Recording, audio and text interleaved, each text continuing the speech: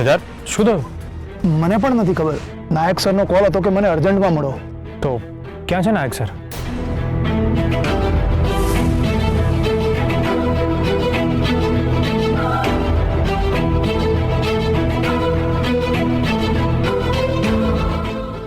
Yes sir. શું થયું? તમે આ મિશનમાંથી આઉટ છો.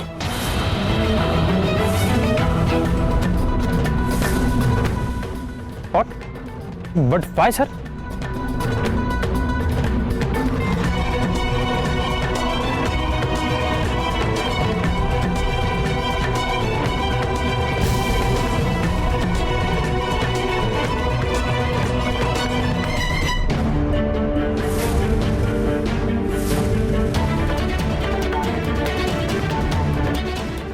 સોરી સર, બટ આ કોણ છે?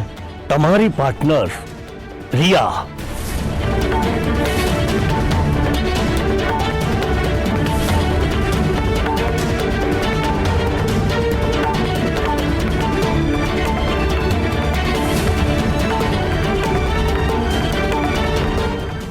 તમે ના ગયા એટલે રિયાએ પોતાની જાતે નિર્ણય લીધો. એને જે લીડ મળી હતી એટલે અર્લી મોર્નિંગે જગ્યાએ પહોંચી ગઈ. એને એમ હતું કે સવારમાં કોઈ મુવમેન્ટ નહીં થાય, પણ એની ગણતરી ખોટી પડી. Right mister Kedar? યસ. શું થયું, કેવી રીતે થયું, એની કોઈ જ ઓફિશિયલ જાણકારી આપણી પાસે નથી.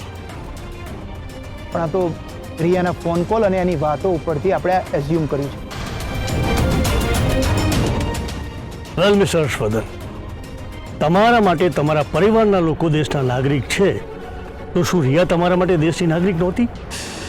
તમે ત્યાં ના ગયા અને તમારા ફેમિલી પાસે રોકાયા. આઉટર પોઈન્ટ ઓફ વ્યૂ એ બને છે કે તમે દેશનું નહીં, તમારા ફેમિલીનું વિચાર્યું. Correct me if I M wrong. Sir, એટલે રિયા સાથે જે કંઈ પણ થયું એના માટે નો નો મિસ્ટર હર્ષવર્ધન, હું તમારા પર કોઈ ખોટા આરોપ લગાવવા નથી માંગતો. કદાચ તમે તમારી જગ્યાએ સાચા હશો.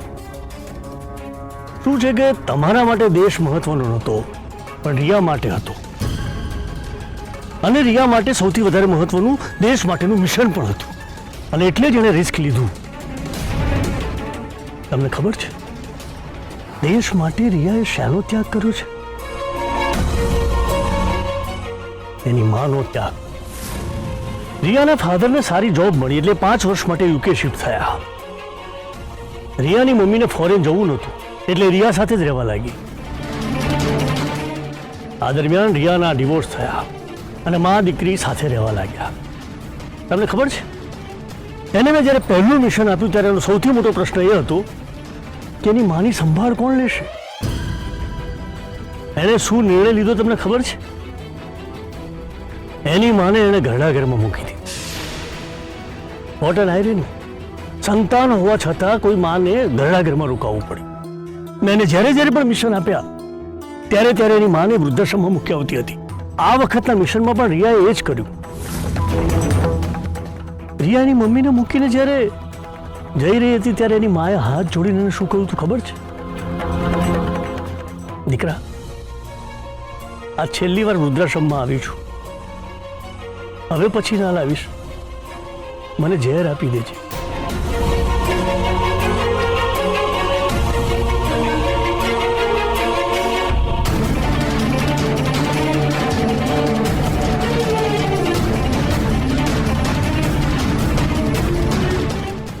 રિયાનો ફોટો એની માને હું બતાવીશ ને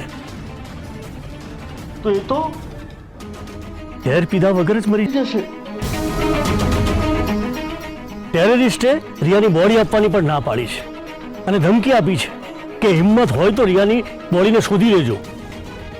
રિયાના ફાધરને ફોન કર્યો આ ન્યૂઝ આપવા માટે. અમારા બંને વચ્ચે થયેલી વાતચીત મેં રેકોર્ડ કરી છે, સાંભળો. મિસ્ટર નીરજ, અમને પણ રિયા વિશે સાંભળીને શોખ લાગ્યો છે. પણ સર, આર યુ શ્યોર કે તમે જે ફોટો મોકલાવ્યો છે એ મારી દીકરી રિયાનો જ છે? Yes sir, 100% sure. સર, એની બોડી ક્યાં છે? સોરી સર, એ લોકોએ બોડી નથી આપી. What do you mean by body નથી આપી? તમને કદાચ ખબર નહીં હોય, પણ તમારી દીકરી રિયા સિક્રેટ મિશન પર હતી. વોટ? Yes sir. અને આવા મિશનમાં એજન્ટ સાથે કંઈ પણ થઈ શકે છે.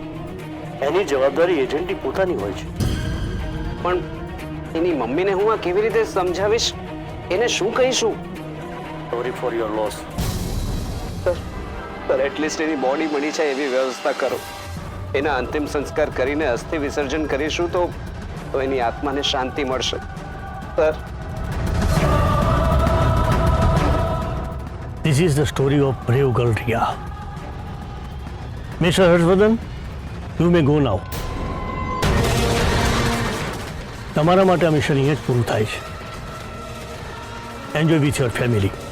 સર પ્લીઝ એક ચાન્સ. કેદાર, આપણા ફિલ્મમાં ચાન્સ નહીં, એક્શન લેવાની હોય છે, અને એ પણ સમયસર. અન્ડરસ્ટેન્ડ?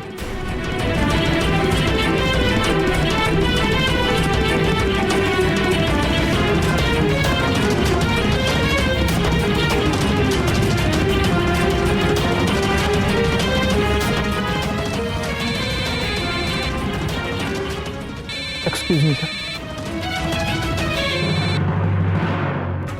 હેલો, એમ અત્યારે તમે ક્યાં છો? ઓકે, હું આવું છું. સર, અમદાવાદથી એજન્ટ આવ્યો છે. એને રિયાના ઘરેથી રિયાની ડાયરી મળી છે. એ આપવા માટે અહીં આવ્યો છે. સર, આપણને રિયાની ડાયરીમાંથી કોઈ ક્લુ મળી શકે. સર, હું હર્ષવર્ધન સરને રોકી લઉં? સર, આપણે ડાયરી વાંચ્યા પછી જ કોઈ નિર્ણય લઈએ તો વધારે સારું. કેદાર, તમારે જે કરવું હોય તે કરો. આ માણસને હું મિશનમાં ઇન્વોલ્વ નહીં કરું. સર, હું આવું. સર, સર, તમે એક મિનિટ અહીંયા ઉભા રહો. હું આવું છું.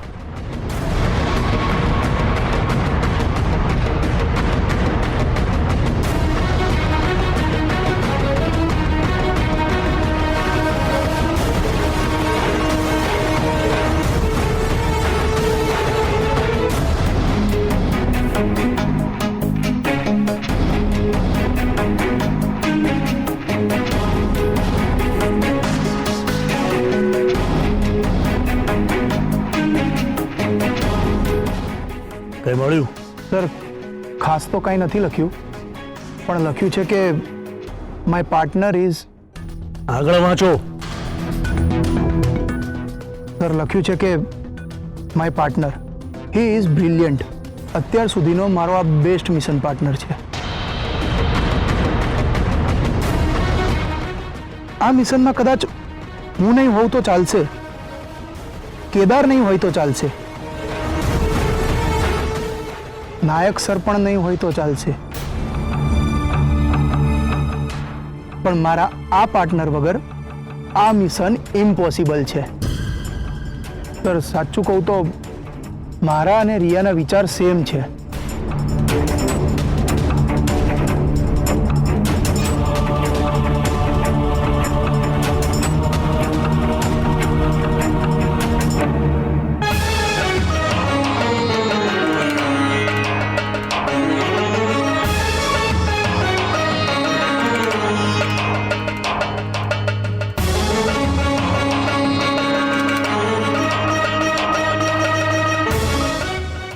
આવો જ વિશ્વાસ મને તમારા પર હતો હર્ષવર્ધન. એનીવે કેદાર, હવે આપણી પાસે સમય નથી કે આપણે બીજો એજન્ટ શોધીએ, અને નવું પ્લાનિંગ પણ નહીં થઈ શકે. મિસ્ટર હર્ષવર્ધન, આમ તો તમે આ મિશનમાં કન્ટિન્યુ થવાના જ નહોતા, પણ આ છોકરીના વિશ્વાસ સાથે હું જવા માંગુ છું. કેદાર, નવી એજન્ટ સાથે એમની મુલાકાત કરાવી દો. Okay sir. સર, આઈ પ્રોમિસ કે હું આ મિશન કમ્પ્લીટ કરીશ જ. અને જો રિયાની બોડી સલામત હશે તો એને પણ પાછી લાવીશ અને વિધિવત એનો અંતિમ સંસ્કાર પણ કરીશ. રિમેમ્બર, મિશન કોઈ બદલાની ભાવનાથી નહીં, પણ દેશના નાગરિકોની સુરક્ષાને ધ્યાનમાં રાખીને કમ્પ્લીટ કરવાનું છે. સર,